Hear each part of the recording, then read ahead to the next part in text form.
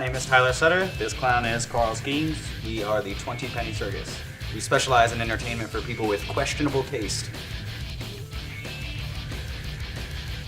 Yeah, if you like grungy circus, vintage vaudeville, full frontal male nudity, then our show's the show for you. I grew up in a performing family. My dad's a magician, mom's a dance teacher, sister was a showgirl. They raised me from a really young age to be a performer. If I would have done something reputable, like become a doctor or something, they probably wouldn't have been all that on board with it. I bounced around Orlando doing shows and got a job at the Theater Magic at Universal Studios, and that's where I met this kid.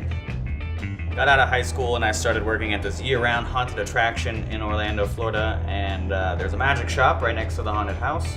And so on my off time, I would always sneak next door and open up some of the magic books and start reading about sleight of hand kind of magic. And someone passing by gave me a business card with a phone number on it, and I called the phone number, and it happened to be a gentleman who owned a magic shop inside Universal Studios. And this guy took me under his wing and started teaching me magic while I was working at the magic shop. And during that interim time is when I met him. So we met, and I already had a show booked that was kind of too big for my britches. And so I invited him onto the show to try to do a two-person show and kind of fill the stage out and make it more of an event. And so we did that first show together, and everybody loved it. They thought we were like brothers, and they kept mentioning like, oh, you guys must have been performing together your whole life. Needless to say, it was our first show together. Everything in that first show was scrapped. We were like, all right, we did these 3 shows together. People liked it, it was cool. We blamed all of that on our stage chemistry. So we immediately scrapped that whole thing and kind of went to the drawing board. And at this time, we did this thing we call the lockdown. There's a 4-day time period where we just had a bunch of beer, other substances, and a notebook and a Sharpie. And we just started coming up with different stuff. He had other things under his belt that he wanted to bring to the table, and so did I. So we would take a magic trick and kind of split it in half. So I would do half, he would do half, and it would be more of a cohesive trick with both of us on stage. And so in this 4-day lockdown, we went in, we closed the door, we locked it, started drinking beer, started writing stuff down on note cards, and 4 days later we emerged from the lab, and we had the makeup on at that point. And this is where we started developing our rules. Our biggest rule is you're not allowed to see magic. So you go to a magic show and a guy has a borrowed quarter, right? And he'll take this quarter and he'll place it into his hand and it vanishes, right? You're not allowed to see that in our show. Instead of making the coin vanish, you have to destroy it. It has to be inside of the framework of reality. And so when we made that rule, we still wanted to do magic, but we had to figure out a way to make the magic look like reality. We're not trying to, I don't want you to experience a sense of wonder like you would at like a David Copperfield magic show. We want you to experience all the other feelings that you don't get to experience with normal forms of entertainment. I want to make you uncomfortable. I want to make you think about crap that you didn't think, you thought you were going to a comedy show.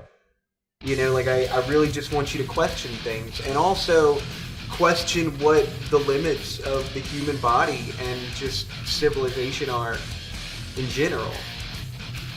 Almost everything that we do has some kind of element of danger behind it. Sword swallowing is definitely super dangerous. Numerous people have died from sword swallowing. I swallow multiple swords, which makes it even worse, because if the sword's like scissor inside of you, you'll die.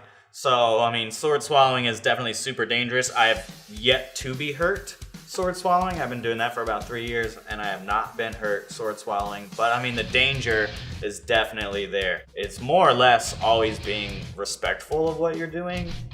Like, fire, sword swallowing, it's as soon as you get complacent, as soon as you lose respect, as soon as you go, I do it 100 times, I got this. That 101th time is when you're going down. But that's the nature of the beast with Danger X. as far as sideshow performers go, there's a really popular saying it's about fire eaters. You've either been burned or you're going to get burned. There's no in between. The show that we have now is a great show, and we really love it, but it is not the show that, it's not the end all be all. And we'll never be able to make it there because we as like artists, I think we change our mind so much. Complacency kills creativity. Yeah, so we're always striving to make it better. We're always trying to up the ante on things. The idea is write the show that you want to see. Don't write the show that you want to do. Don't write the show that you think people will pay for. You write the show that you'd have fun doing and the show that you really want to see. And if you enjoy doing it and you don't do it shitty, the audience will show up. Yeah. And we wrote the show for us, and we're just really lucky that everyone has had a reasonably positive response to it.